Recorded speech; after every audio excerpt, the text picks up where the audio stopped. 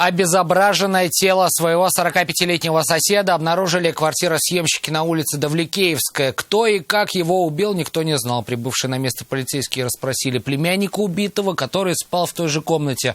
Но мужчина также ничего не видел. Правда, поделился одной важной деталью. Какой, расскажет Нафиса Минязова. Он увидел вперед меня и мне сказал, что трагедия произошла.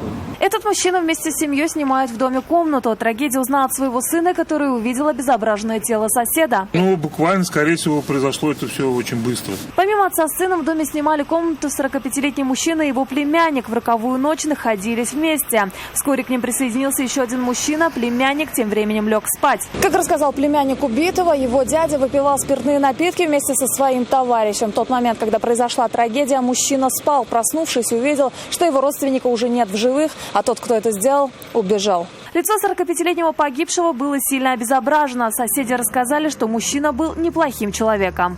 Спортсмен, по-моему, тренер, тренер он рукопашных боев. Они зачем они часто выпивали? Часто выпивали. Вскоре полицейские задержали предполагаемого злоумышленника. Им оказался 33-летний мужчина. Стражи порядка выяснили, что с погибшим они выпивали, потом поссорились. Рассердившись, вероятный преступник схватил табуретку и нанес знакомому около 40 ударов по лицу. Забрав орудие преступления, он скрылся с места происшествия, но был пойман по горячим следам. В отношении задержанного возбудили уголовное дело по статье убийства. В ближайшее время ему изберут меру пресечения. Нафиса Минязова, Константин Бушуев, вызов 112. Мы делаем вам вызов. Смотрите одну из самых рейтинговых программ о происшествиях в Татарстане на нашем сайте tnv.ru.